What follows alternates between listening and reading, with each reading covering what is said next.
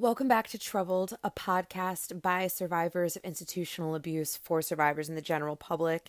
Often we talk about the roots of residential youth abuse in the United States and in Canada, all over the world, but specifically here in Turtle Island where we are, being with the Indigenous. And that's one of those things that, because they've been so often exploited, residential school survivors, we haven't had the opportunity to have anyone on the podcast. But we do have some friends in communities, and one of our friends who is Mik'maq in Nova Scotia in Canada. Hopefully all eyes are on them, as this is the All Eyes on Mik'maq National Week of Action.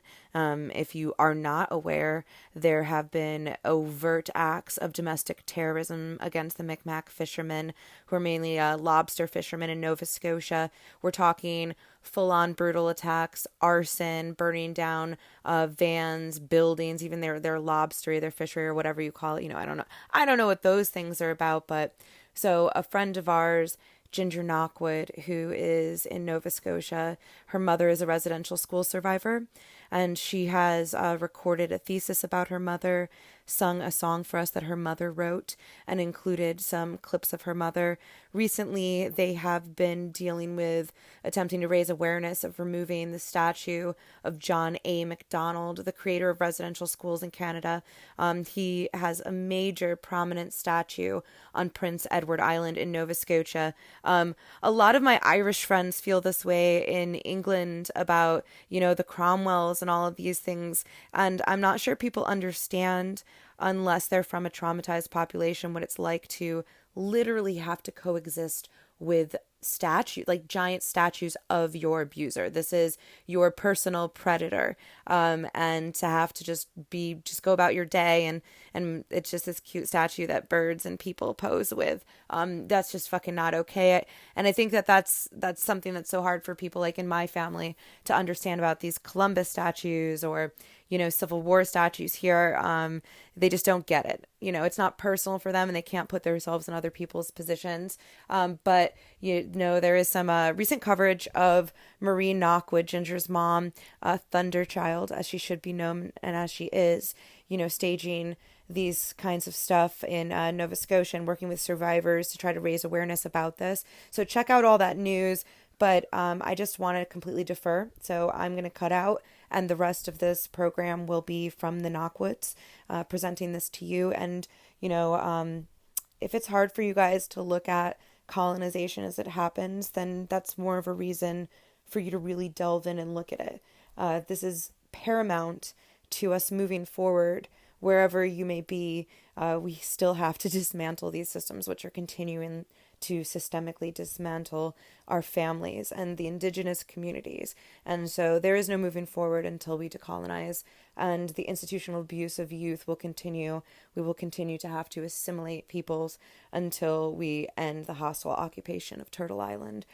So with that, please look into and support the treaty rights of 1752 in Nova Scotia for the Mik'maq Nation. Remember, they are a sovereign nation, so these acts of violence are literally war crimes. But thankfully, the Indigenous are bigger and better people than most of us. So let's pass the mic. Thank you.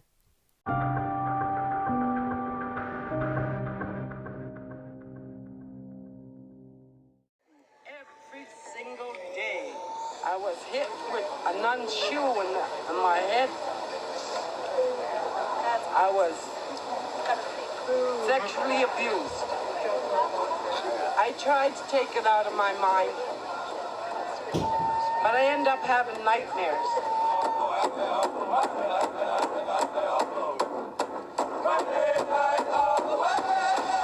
I don't hate non-native people, but I hate the leadership that did that to us. And still is going on today because they don't want to put this man out of this place. It's their history. What about my history? It was this man's doings. may have been in the 1800s, but the Indian agents and the governments kept it up. There is so much I could tell you that went on in my lifetime, in my children's lifetime, in my grandchildren's lifetime, and is still going on today. Trying to destroy the native people is not going to work, because we know the Creator. And the Creator will protect us no matter what. Damn right. Damn right.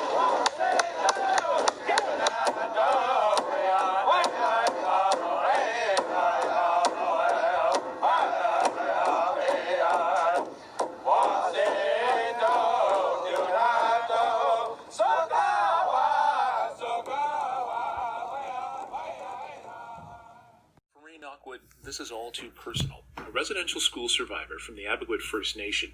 On Sunday afternoon, Marie was part of a group that gathered around the John A. statue in Charlottetown for stories, drumming, and dancing. Marie shared some of her own story with Nicola McLeod and her thoughts on Canada's first Prime Minister. We were there to educate, not to destroy the statue or anything like that or cause any problems. John A. Macdonald has been a thorn in the side of our people for many, many years. And things that he did, we didn't even fully understand or know because they weren't teaching that in the schools. But when this residential school thing happened with me, I started to try to understand where this all came from. And I started to dig more into the government and trying to figure out just what is going on. And then we find this in the 1800s, this John A. Macdonald was indeed the founder of a lot of the problems that our people, the native people, had. The smallpox, residential schools, abducting the children actually right from their parents. No matter how good the parent is, it didn't matter. He was determined to take the children away from the savages, he said. And it's a statement he made. And put them in a institution where they could be taught. And so as a residential school survivor, what does it mean to you when you're walking in Charlottetown or you're near the statue and you see what a prominent place it has in the city? It just means to me that we're getting still to this day, to this very day, the government is kind of like making fun of us. Not really. Every time I see that statue, like I've been traveling across Canada and I see that statue, not the same one, but other statues of him, and it fills me full of anger and bitterness. I get so angry because I know all the problems that he caused my people and me. I was raped at the residential school. I was beaten every day that I was there. I tried to protect others from getting abused, and I've seen a lot of abuse happening. And I witnessed a lot of horrible, terrible things. No one believed me. No one believed us. There was a lot of us that were talking about it. With this event that took place on the weekend and hoping to bring education and awareness to the people of Charlottetown, what was it like sharing your story in that environment? Well, I felt good. I felt like I was doing something about it. I wasn't being silenced. And the people there, I got comments back from a lot of the people that they were happy we were doing that. Oh, there was some, very few, that gave us a dirty look. Didn't make no comments, but gave us a dirty look, and we understand those looks. And those looks don't hurt. But I just feel like, hey, you just don't know the whole gist of things. I wake up in nightmares. And it'll take a while, and I'm able to push that in the back again. But every time I talk about it, I think it doesn't bother me. It's when I sleep, or when I'm half asleep, these memories haunt me. They bring me back there. And as a residential school survivor, what would you like to see happen with the John A. Macdonald statue in Charlottetown? I would like to see things like that. Not displayed like that. It haunts me. I don't know why. I don't know why they have to have that there. They have a nice story of Anna Green Gables, and the story is there, that they have this statue sitting there. You know, it don't make no sense. I would like to have that statue removed from there. And whoever it is that wants that statue there, I like to talk with them.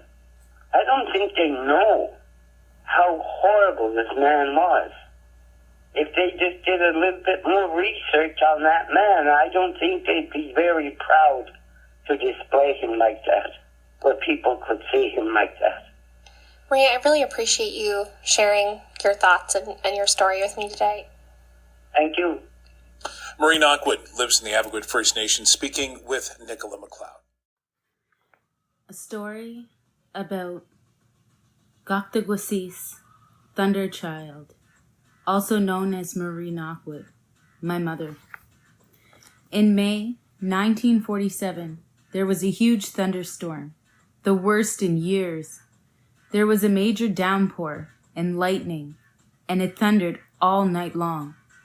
At about 3 o'clock in the morning, it was over. All the time, it was thundering. A Mik'maq woman was in labor. When the storm subsided, she gave birth to her daughter, Gokdagwasis, Thunderchild, Marie Knockwood. This took place in Shubenacadie, Nova Scotia, in a house on a reservation that used to be known as Mik'maq Reserve, but is today called Beaverbrook Reserve. Marie's father had gone to get the doctor, and while he was gone, the bridge that was between the reserve and the doctor's place has washed out. This left her father and the doctor trapped on the opposite side of the bridge. While her mother was in labor, she heard about the bridge being washed out. So an old lady came to help with the delivery. The old lady was known for making beautiful wooden flowers. She lived to be 109 years old. This woman who delivered Marie Knockwood, Marie's aunt, Matilda Lewis, her father's sister, was also there. Aunt Matilda was the one who went to get the old lady. Marie was born on a type of cardboard like tar paper, which was used to build shacks and such. They didn't have any clean sheets or anything else to have her on. Her mother was in great pain, and as soon as the old lady arrived, she started to push. So the old lady immediately washed her hands, and then she had to warm them by the fire because they were very cold. As soon as she walked in the room, she saw that the baby was already starting to come out. As soon as the baby emerged, her mother started asking what was wrong because the baby wasn't crying. The old lady then told her something very important. The baby was not crying because it was still in the sack, as the water had not broken. She took it out and placed the entire sack on the floor. She then told Marie's mother that when the baby comes into the world in this way, it is a gift from the spirit world. The baby is not allowed to be excited, scared, or frightened in any way. So the old lady told everybody not to get excited, or cry, or scream, but only to hum as nicely as they could. They did not want to scare this gift that they had been given. So they all put on their happy, gentle faces so as not to scare the baby with any cross looks. The old lady then gently took out her jackknife and opened the sack, talking meanwhile to the baby, letting her know everything she was doing. She told the baby that she was a gift sent from the spirit world and that she was very special. She welcomed her into the world as the water gushed out of the sack. She then gently scooped up the phlegm and mucus out of her mouth and sucked out what was left. All the while she was telling the baby exactly what she was doing. She then used warm water and a cloth to wash her face. Then the baby was oiled as she was being constantly spoken to. The others in the room weren't sure what was wrong with the old lady. The baby was then wrapped in a cheesecloth and given to her mother to be fed. The old lady then took the sack to be treated and dried. She scraped and cleaned it and wrapped it in newspaper and gave it to the elder, Aunt Matilda. She told her to look after it because it was Marie's power. She was to keep it until Marie got older, and then if she was good, she was to give her the power. But if she was bad, she was to burn it. Marie's Aunt Matilda didn't believe the old lady, so she burned it anyways.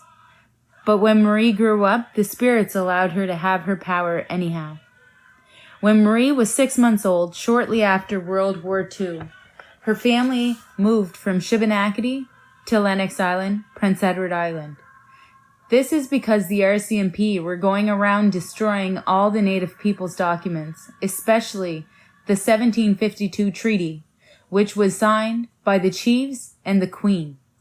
Anything representing their culture, such as talking sticks, sage, or eagle feathers, would have been taken and destroyed because the RCMP believed these to be symbols for worshipping the devil.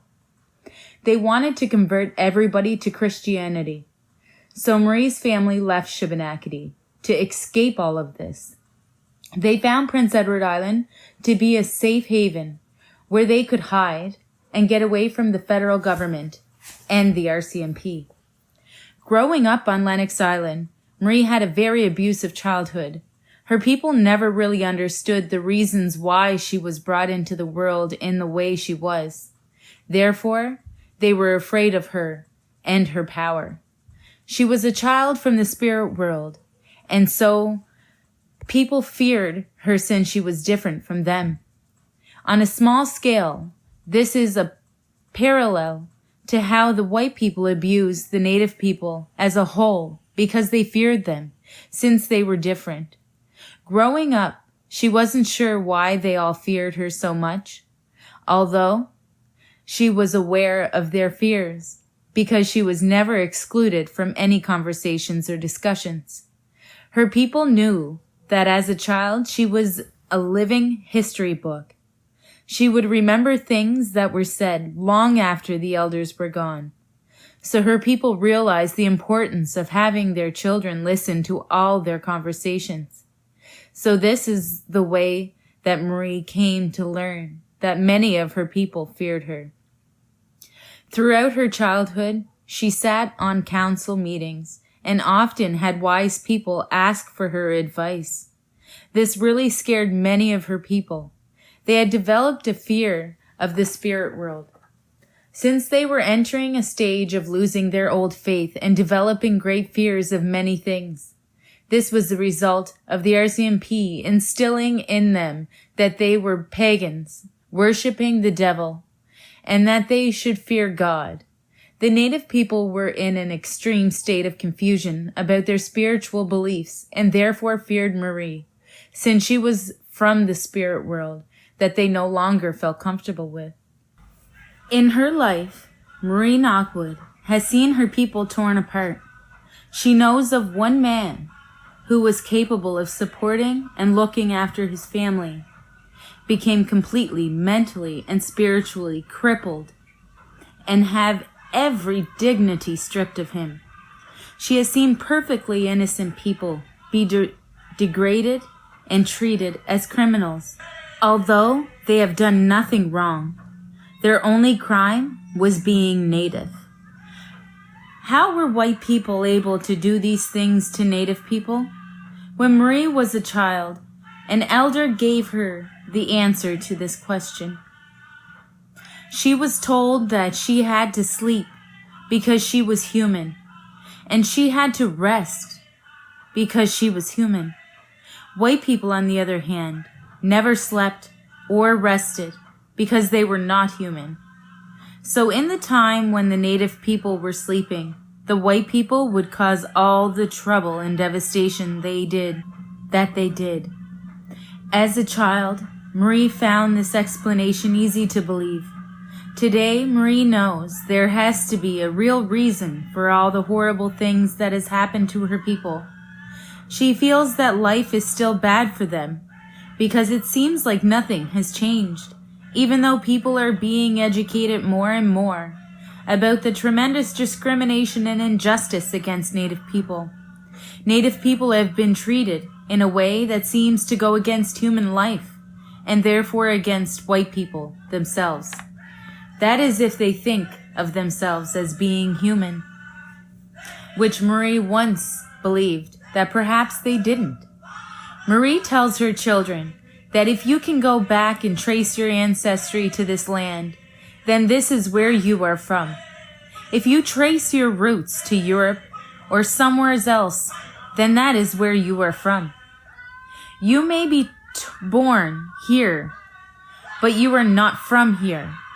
She has often used the media to convey this message because she knows that the media is a very powerful tool, which she always learned to use to her advantage. However, anything Marie ever said in the media against white people was always thrown back in her face. Yet she always seemed to find a way to rebuttal, even though there was always somebody there to study everything she said and think of the counterattack many white people have told Marie, that they are 100% Canadian and refuse to trace their roots any further back than what's in Canada. She finds this sad. It is their loss not to know where their ancestors came from. Marie's grandfather, Joe Martin, came from Ireland, married a native woman, spoke Mik'maq, and hung on to the native traditions because he knew how important that would be. Her mother's father was a Murphy, Scottish, who married a native. Therefore, Marie herself is of mixed blood. However, she finds it very difficult to respect her non-native heritage. Yet, her mother used to sing Irish songs to her to try to encourage a pride in her in that part of her history also. But she was unsuccessful. Marie studied Ireland and saw the fighting that was going on between the Catholics and the Protestants, and all the senseless deaths. Someone once told Marie that there always has to be war to sustain a kind of balance, because without it, the world would be overpopulated. However, Marie feels that life in Canada seems to be balanced quite well without war, and nobody sees Native people overpopulated. Marie is a very strong Catholic, traditionalist, spiritualist, and a strong believer in everything she feels is right. That is what makes up her religion and her faith. She says that if you believe you are right, then you must defend that to the hilt. If you're not destroying, prosecuting, killing, or murdering people, and your ideas are good, then you should let your ideas be known. When she sees her own people hiding things, it is sad. Many Native people have the image instilled in them that white people are perfect, clean, and godlike. Therefore, if a white person was to come to their house, they would be scrambling around trying to make everything look perfect. Otherwise, they would suffer great embarrassment. Marie's mother once had made some very tasty native bread when some Lebanese people came to visit. She immediately began to hide everything native, including the bread. But Marie told the guests that her mother had hidden the bread, which she made them want to taste it. They absolutely loved it, and her mother couldn't believe it and was absolutely furious with Marie. Marie told her mother that the other people may drive fancy cars, live in fancy houses, and wear fancy clothes. But that doesn't mean that Native people are any less important than them. Everyone is human, and we all make mistakes and do things wrong, but we try and struggle, all of us equally. Some of us struggle all day and all night and get farther than others, but that's life. Marie's mother had a hard time accepting this talk of equality ever since her children were taken from her and sent to the residential schools. She felt extremely inferior to white people. She was told that her people were filthy and dirty and that it was a disgrace for her children to be brought up in such a slum. However, nobody ever bothered to look at how white people raise their children. Today, Marie is still fighting in the courts about having been sent to the residential school.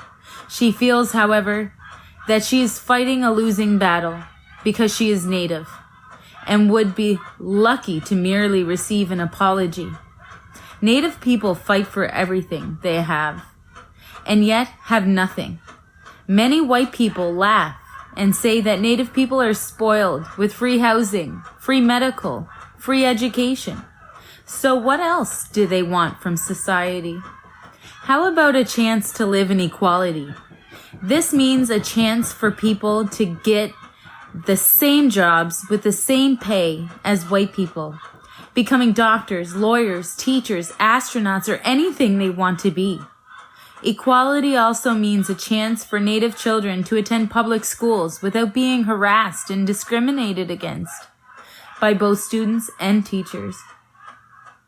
These are only some of the ways in which Native people are still being treated as lower forms of human beings. This has been going on for too long, and it is time for every person to realize that we are all human and we deserve equal respect and opportunities to lead our lives to the fullest of our potential. This thesis was written by Lisa Warden, a sociology and anthropology major, who has interviewed my mother, Marie Knockwood, on October 23rd, 1997. Walalio. Thank you.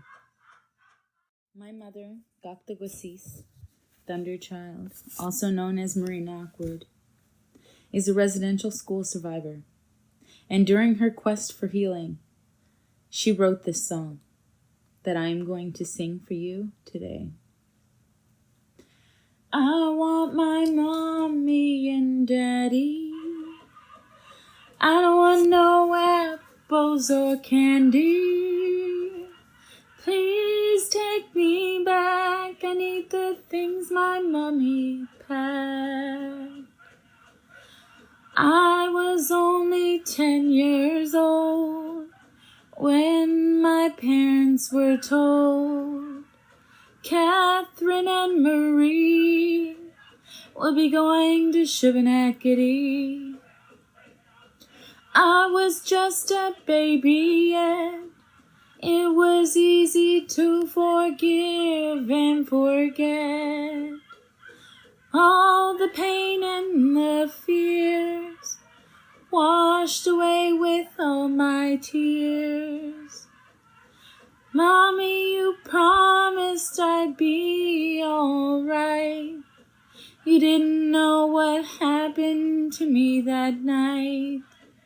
When God's servant came to my bed, in their arms I'll be safe, you said.